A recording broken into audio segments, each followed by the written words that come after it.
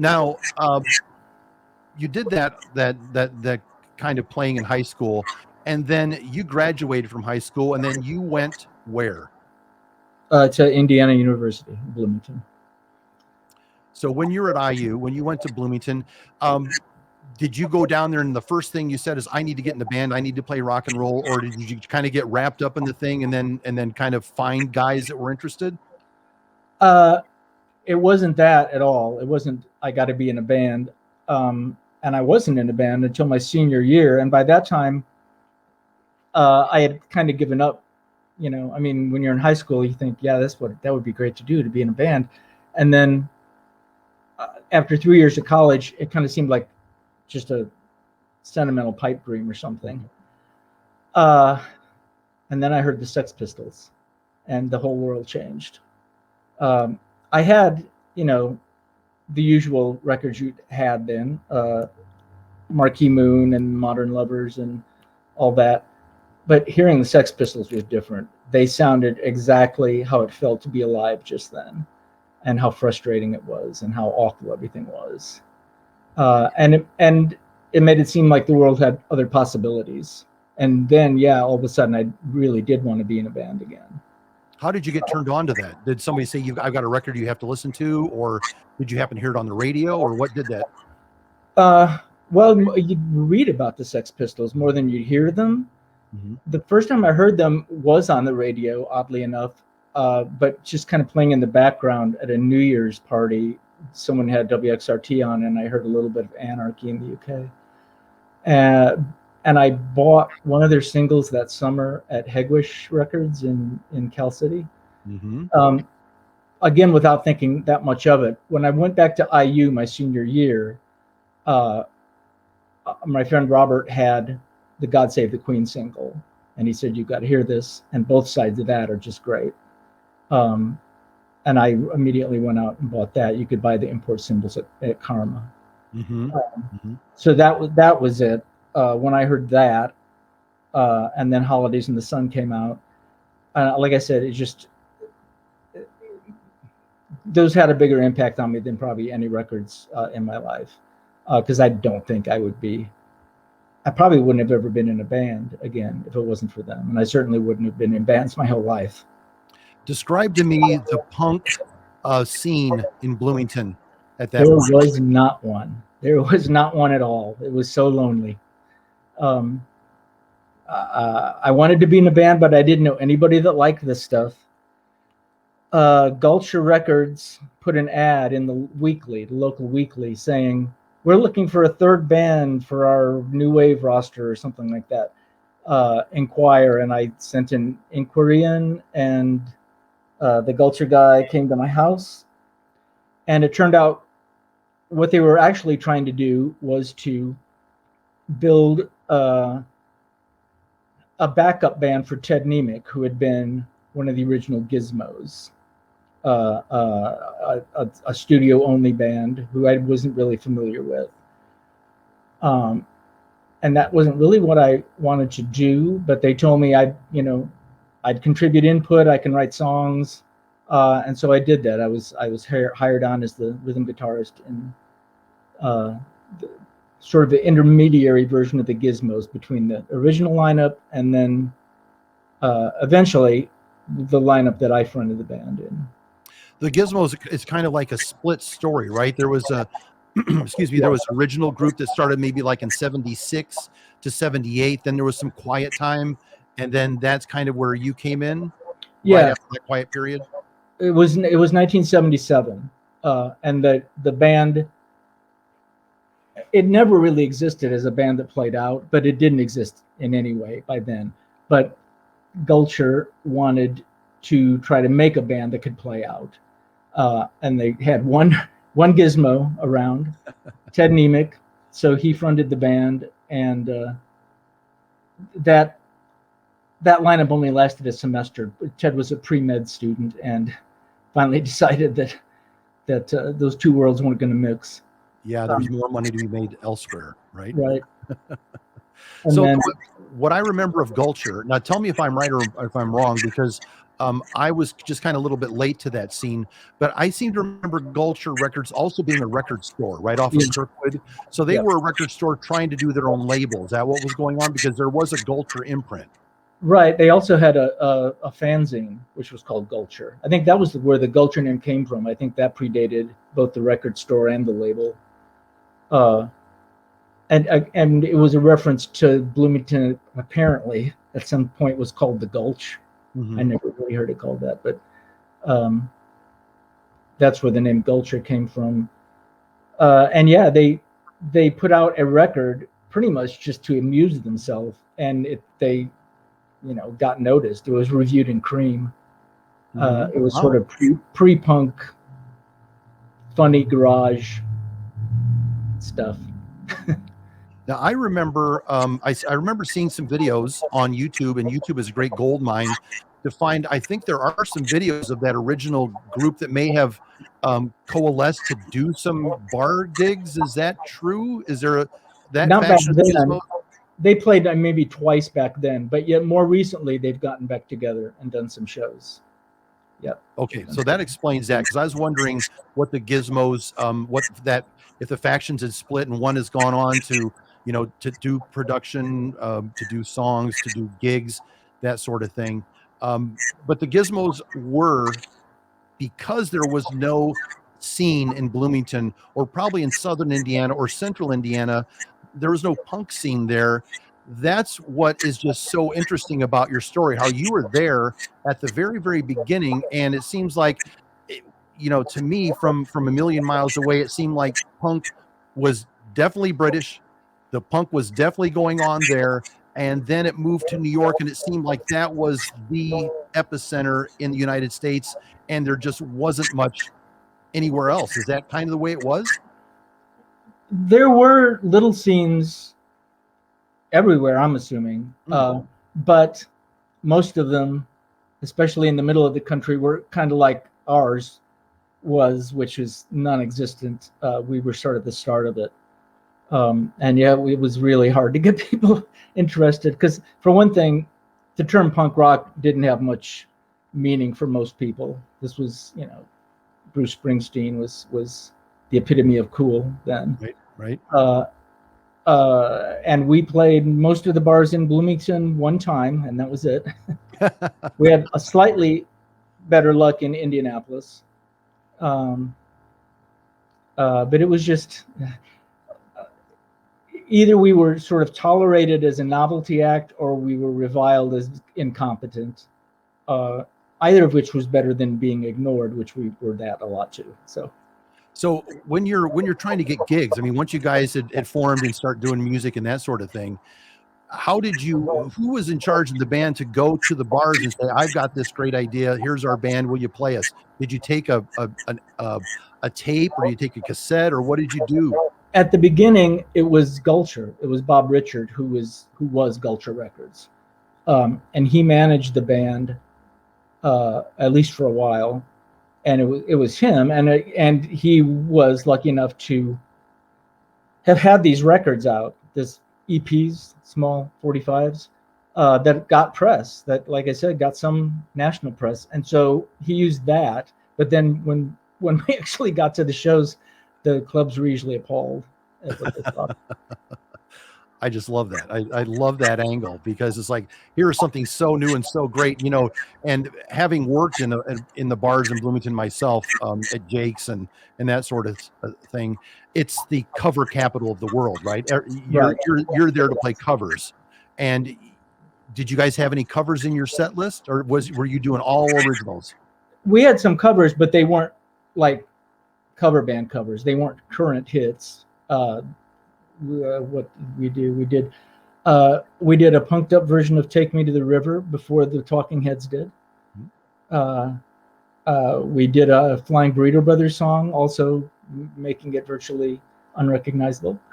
So it was fun to do covers, but they weren't covers that people that saw cover bands wanted to hear. So you said some of the bars kind of they reviled you, or they after you'd played once. So that tells me is that you're starting to play local, and those bridges sound like they're getting burned maybe a little bit along the way. Yes. And does that mean that you're going to Indianapolis, you're going to Lafayette, you're going to Madison, you're spreading your spider web through the central Indiana area?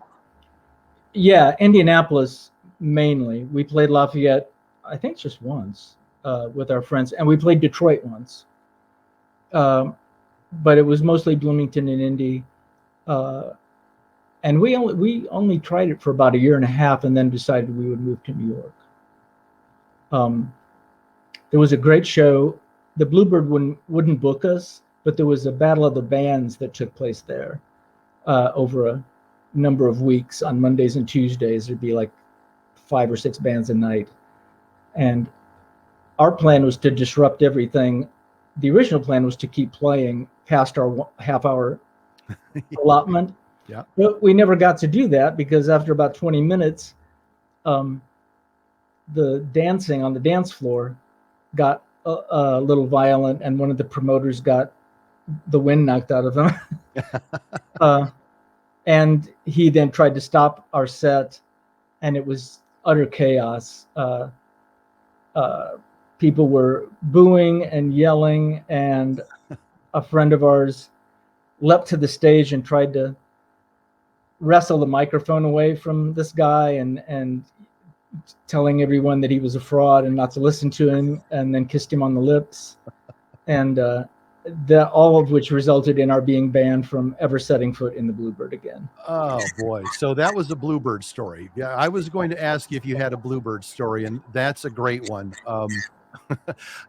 Yeah, we couldn't drink in the band or in the bar after that, let alone play there. So what I'd like to do, if I can, is I'd like to play one of my favorite songs by the Gizmos. And I have to admit, I was kind of there after the fact. You guys had, we're going to get into that a little bit later, but you guys had kind of left town and moved on to bigger and better things. But what was left behind for us were record albums that I was a big fan of Ozarka Records, which might have been a little bit of a competition for Gulcher. They were kind of like down the street from one another at one point.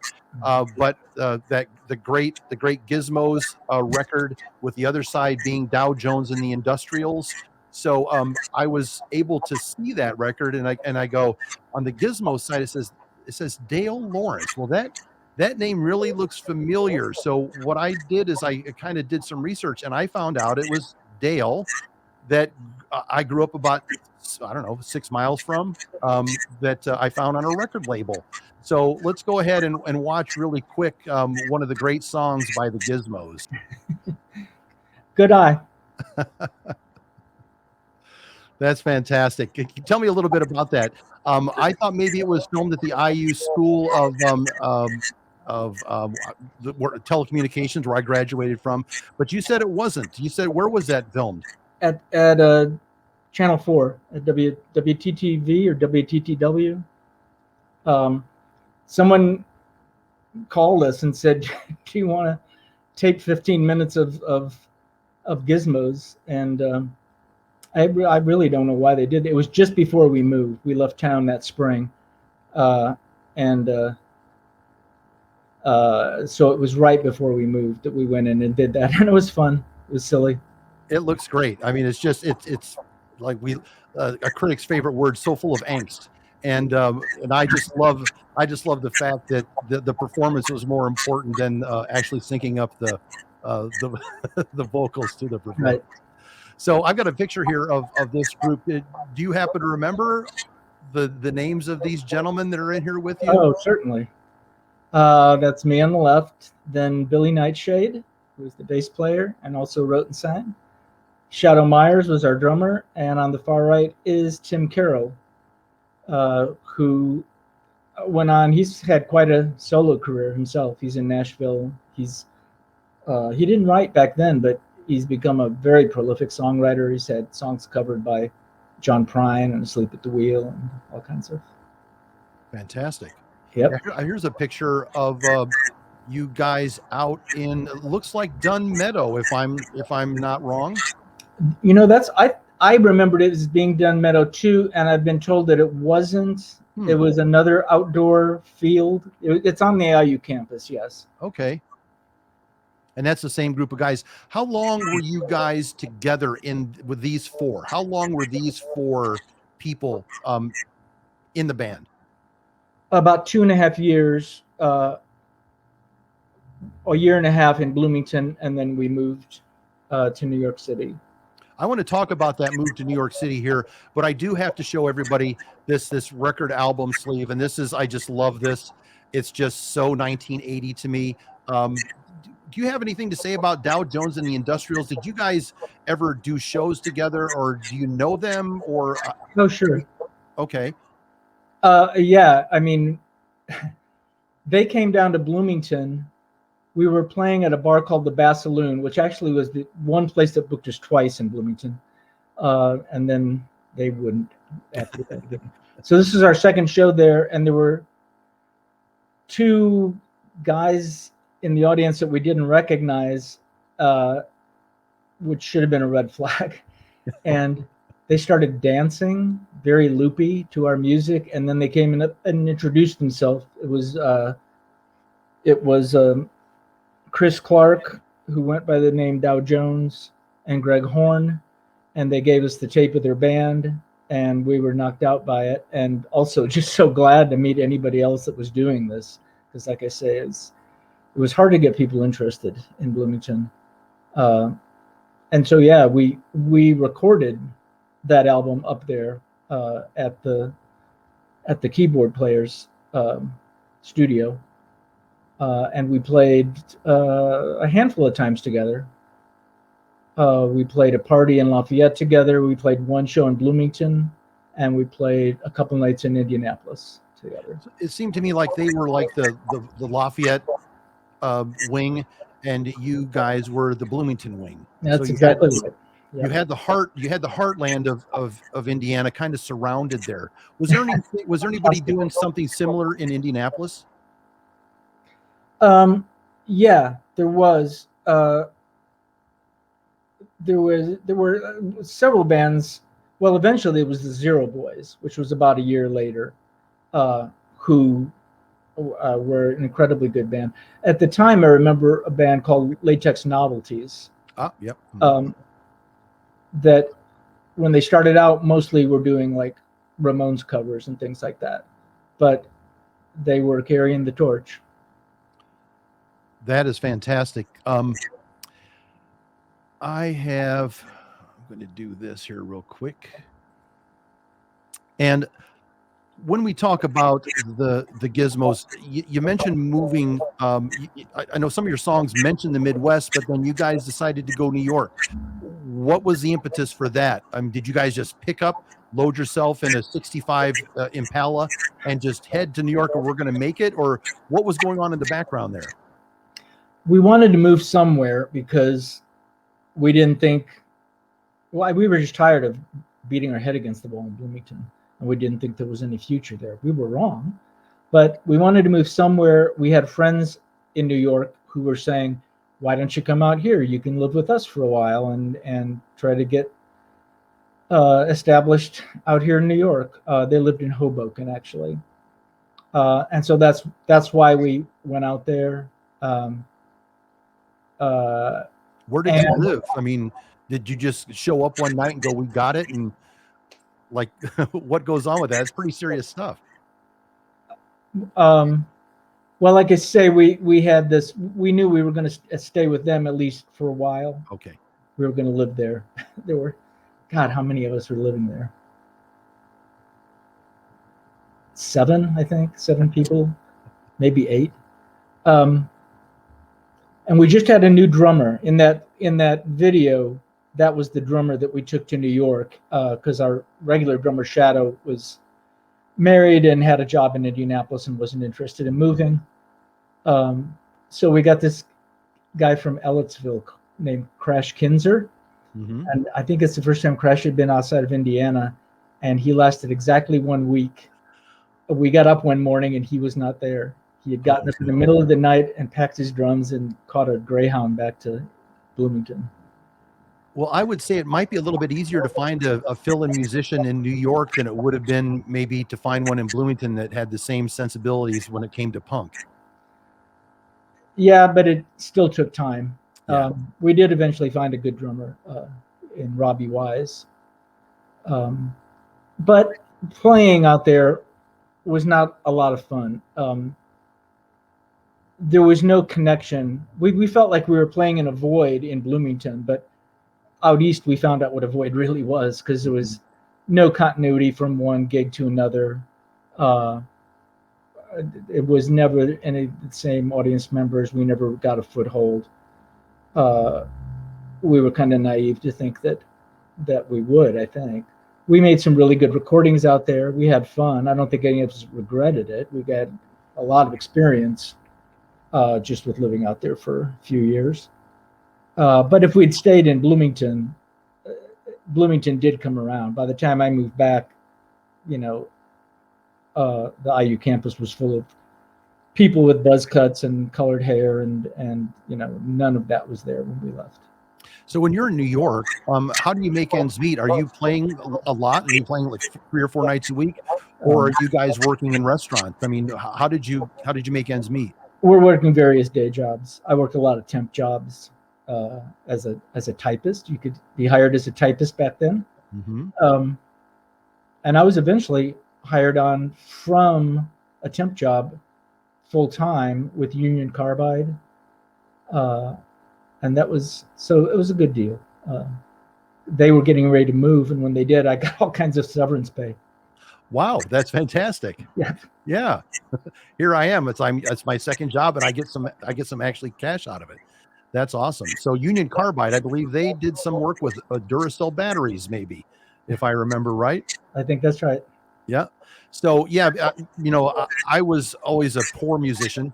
I was more of the radio guy. I was on the radio in Bloomington after you had gone, and maybe after you had come back, and I DJ'd in the clubs there too. So I was always enthralled with musicians who could actually quit a day job and just play music. I mean, there are some that do that, but when you're in college, it's like that's a dream come true. I just want to play music the whole time and never have to worry about a job. And then you go to New York and you find out you kind of still do.